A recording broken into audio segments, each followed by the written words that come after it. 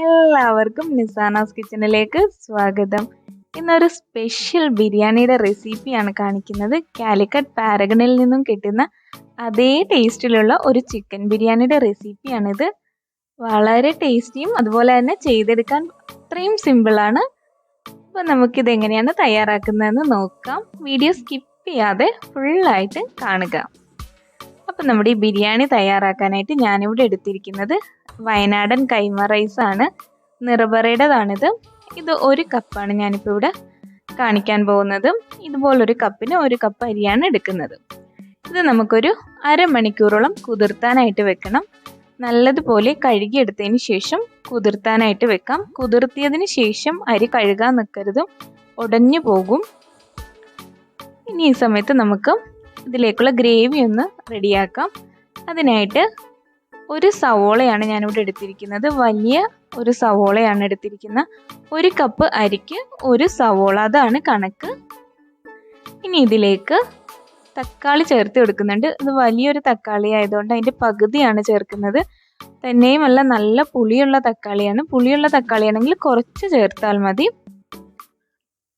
ഇനി ഇതിലേക്ക് ഇഞ്ചിയും വെളുത്തുള്ളിയും പച്ചമുളകും കൂടെ ചതച്ചതാണ് ചേർക്കുന്നത്. പച്ചമുളകൊക്കെ നിങ്ങളുടെ എരിവിനനുസരിച്ച് എടുക്കുക. പിന്നെ ഇതിലേക്ക് 1 ടേബിൾ സ്പൂണോളം തൈര് ചേർത്ത് കൊടുക്കുന്നുണ്ട്. ഇനി 1 പീസ് പട്ടയാണ് ചേർക്കുന്നത്. പിന്നെ 2 ഗ്രാമ്പു. ഇനി ഇതിലേക്ക് ആവശ്യത്തിന് ഉപ്പ് കൂടെ ചേർത്ത് കൊടുക്കാം. ഇനി ഇതിലേക്ക് ഒഴിക്കുന്നത് വെളിച്ചെണ്ണയാണ്. ഇതിലേക്ക് നമ്മൾ സൺഫ്ലവർ ഓയിൽ അല്ല ചേർക്കുന്നത്, വെളിച്ചെണ്ണയാണ് ചേർത്ത് കൊടുക്കുന്നത്. വെളിച്ചെണ്ണ ചേർത്ത് ചെയ്യുമ്പോഴാണ് കറക്റ്റ് ആ ഒരു ടേസ്റ്റ് കിട്ടുന്നത്. ഇനി ഇത് കൈ വെച്ചിട്ട് നല്ലതുപോലെ ഒന്ന് മിക്സ് ചെയ്തെടുക്കണം.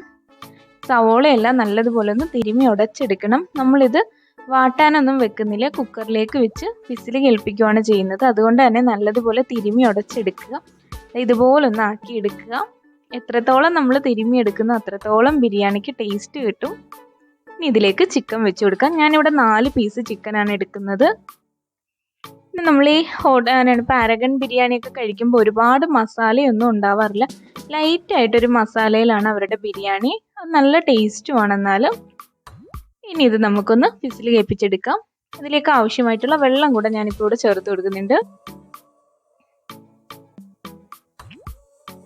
ഒരു 2 വിസിൽ കേൾപ്പിച്ചാൽ മതി. ചിക്കനൊക്കെ നല്ലതുപോലെ വെന്തിട്ടുണ്ടാവും.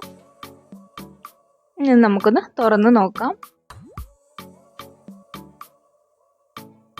അപ്പോൾ ഇതായത് ഇവിടെ ആയിട്ടുണ്ട്. ഇതിൽ വെള്ളം ഉണ്ടാകും, അത് കുഴപ്പമില്ല. നമുക്ക് ഇനി ഇതൊന്ന് ഇതിലേക്ക് മസാലപ്പൊടികൾ ചേർത്ത് വറ്റിച്ചെടുക്കാനുള്ളതാണ്. ഈ ഒരു വെള്ളം ഇതിലേക്ക് ആവശ്യവുമാണ്. ഇനി ഇത് നമ്മൾ ഏത് പാത്രത്തിലാണോ ദം ചെയ്യുന്നത് അതിലേക്ക് ഈ ഗ്രേവി ഒന്ന് ഇട്ട് കൊടുക്കാം.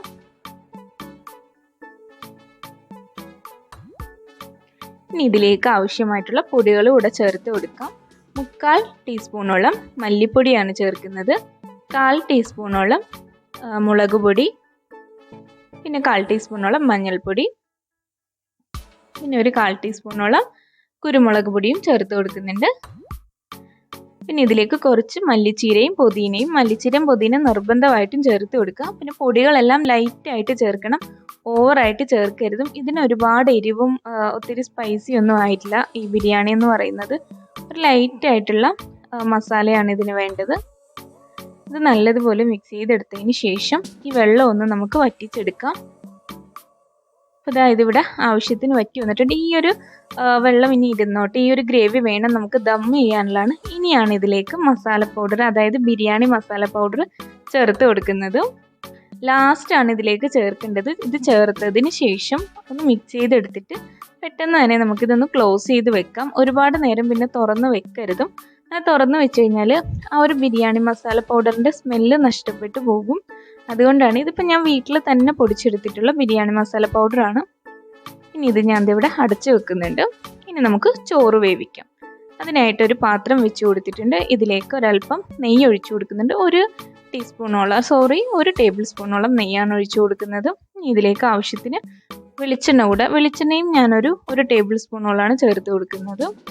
വെളിച്ചെണ്ണ തന്നെ ഒഴിക്കണം. സൺഫ്ലവർ ഓയിലോ വേറുള്ള ഓയിലൊന്നും ഒഴിക്കരുത്. നെയ്യും വെളിച്ചെണ്ണയും തന്നെ എടുക്കുക. ഞാനിതിപ്പോൾ കുറഞ്ഞ എണ്ണയിലാണ് ഇതിവിടെ ചെയ്തെടുക്കുന്നത്. സവോളയൊന്ന് വറുത്ത് ഒരെണ്ണം നമുക്ക് ഫ്രൈ ആക്കാനാണ്, ഇതിൻ്റെ ഗാർണിഷ് ചെയ്യാനുള്ളതാണ്. അപ്പോൾ ഇതിവിടെ ആയിട്ടുണ്ട്. ഇതിലേക്ക് കുറച്ച് കാഷ്നട്ടും കൂടെ ഇട്ട് കൊടുക്കുന്നുണ്ട്. ഇത് ആയിട്ടുണ്ട്. അത് മാറ്റി കൊടുത്തതിന് ശേഷം ഇതിലേക്ക് കുറച്ച് സ്പൈസസ് ഇട്ട് കൊടുത്തിട്ടുണ്ട്. ഒരു ചെറിയ കഷ്ണം പട്ടയും ഒരു തക്കോലം, അതുപോലെ തന്നെ 2 ഗ്രാമ്പു, 2 ഏലക്ക, കുറച്ച് പെരിഞ്ചീരകമൊക്കെയാണ് ചേർത്ത് കൊടുക്കുന്നത്. പിന്നെ ഒരു ബേ ലീഫും കൂടെ ഇട്ട് കൊടുത്തിട്ടുണ്ട്. ഓവറായിട്ടുള്ള സ്പൈസസ് ഒന്നും ചേർക്കണ്ട. ഇതിവിടെ ഒന്ന് റോസ്റ്റായി വന്നതിന് ശേഷം ഇതിലേക്ക് ഒരു ചെറിയ പീസ് ക്യാരറ്റും പകുതി സവോളയും കൂടെ ചേർത്ത് കൊടുക്കുന്നുണ്ട്. ഇതും കൂടെ ഈ എണ്ണയിലിട്ടൊന്ന് സോഫ്റ്റായിട്ട് വരുമ്പോഴേക്കും നമുക്ക് ഇതിലേക്ക് ആവശ്യമായിട്ടുള്ള വെള്ളം ചേർത്ത് കൊടുക്കാം. പിന്നെ വെള്ളം ചേർക്കുമ്പോൾ 1 കപ്പ് അരിക്ക് 1.25 കപ്പ് വെള്ളമാണ് ചേർക്കുന്നത്. 2 കപ്പ് ചേർക്കേണ്ട. നമ്മൾ അരമണിക്കൂറോളം അരി കുതിർത്തിയതാണ്, അതുകൊണ്ടിട്ട്. ഇനി ഇതിലേക്ക് ആവശ്യത്തിന് ഉപ്പ് കൂടെ ചേർത്ത് കൊടുക്കുന്നുണ്ട്. പിന്നെ ഇതുപോലുള്ള ബിരിയാണിയൊക്കെ വെക്കുമ്പോൾ എപ്പോഴും ചെറിയ അരി എടുക്കുക. ഒന്നല്ലെങ്കിൽ കൈമ റൈസ്, അല്ലെങ്കിൽ ജീരകശാല അരി, ഇതിലേതെങ്കിലും എടുക്കുന്നതാണ് നല്ലത്. ഇതിലേക്ക് ഒരു അല്പം നാരങ്ങാനീര് കൂടെ ഞാൻ ഒഴിച്ചു കൊടുത്തിട്ടുണ്ട്. ഇനി ഇതൊന്ന് തിളച്ച് വരുമ്പോഴേക്കും നമ്മൾ കുതിർത്തി വെച്ച അരി ഇട്ട് കൊടുക്കാം. കുതിർത്തി അരമണിക്കൂർ കഴിഞ്ഞിട്ട് ഞാനിത് ഒരു അരിപ്പയിൽ വാർന്ന് വെച്ചതാണ് വെള്ളം പോകാനായിട്ട്. ഇനി ഇതും കൂടെ ഇട്ട് കൊടുത്തതിന് ശേഷം നല്ലതുപോലെ ഒന്ന് തിളക്കണം. തിളച്ച ഉടനെ തന്നെ മൂടി വെക്കേണ്ട ആവശ്യമില്ല. കാരണം ഇത് നമ്മൾ ഒത്തിരി അങ്ങ് ഡ്രൈ ആക്കിയല്ല റൈസ് എടുക്കുന്നത്. റൈസിൻ്റെ ഒപ്പം തന്നെ വെള്ളമാകുമ്പോഴാണ് നമ്മളിതിവിടെ അടച്ചു വെക്കുന്നത്. ഞാൻ അതിൻ്റെ പരുവം കാണിച്ചു തരാം. ഇതാ വെള്ളം ഇത്രയും വറ്റിയ റൈസിനോടൊപ്പം തന്നെ വെള്ളമാകുന്ന ഈ ഒരു സമയത്ത് ഒന്ന് അടച്ചു വെച്ചാൽ മതി. അടച്ചു വെച്ചിട്ട് 2 മിനിറ്റ് ഒന്ന് വെയിറ്റ് ചെയ്താൽ മതി. ഒരു മീഡിയം ഫ്ലെയിമിലിട്ടാണ് ഞാനിതിവിടെ ചെയ്തെടുക്കുന്നത്. വെള്ളം ഫുള്ളായിട്ട് വറ്റിച്ചെടുക്കേണ്ട ആവശ്യമില്ല. ഇത് ഇത്രയും കുഴഞ്ഞിരിക്കുന്ന ഈ ഒരു പാകത്തിനാണ് ഇത് എടുക്കേണ്ടത്. വെള്ളം ഒത്തിരി ഡ്രൈ ആയിക്കഴിഞ്ഞാൽ ദം ചെയ്ത് കഴിയുമ്പോൾ ഒത്തിരി ഡ്രൈ ആയിപ്പോവും. ഇനി ഇത് നമുക്ക് ദം ചെയ്യാൻ വെക്കാം. ഗ്രേവിയിലേക്ക് ഈ റൈസ് ഇട്ട് കൊടുത്തിട്ടുണ്ട്.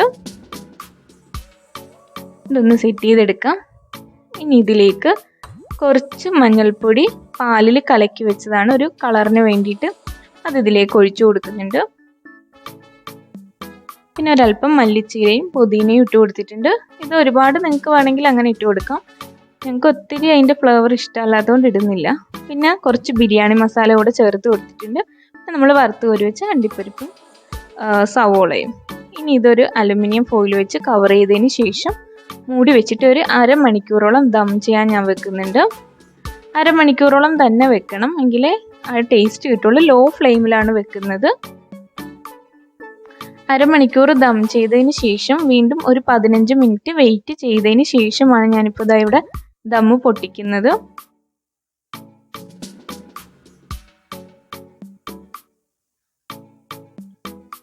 ഇത് നല്ലതുപോലെ ദമ്മായി വന്നിട്ടുണ്ട്. നല്ലൊരു സ്മെല്ലൊക്കെ വരുന്നുണ്ട്. ഇനി ആദ്യം നമുക്ക് ഈ ചോറൊന്ന് സെറ്റ് ചെയ്തെടുക്കാം. അടിയിൽ മസാല ചേർക്കാതെ ഒന്ന് പുറമേലത്തെ കുറച്ച് ചോറൊന്ന് മിക്സ് ചെയ്തെടുത്തിട്ട് ഒരു പാത്രത്തിലേക്ക് മാറ്റി കൊടുക്കാം. എല്ലാം കൂടെ ഇട്ട് ഇളക്കി എടുക്കരുതും. കുറച്ച് ആ വെള്ളച്ചോറ് മാറ്റിയതിന് ശേഷം നമുക്ക് മസാല ഒന്ന് മിക്സ് ചെയ്തെടുത്താൽ മതി.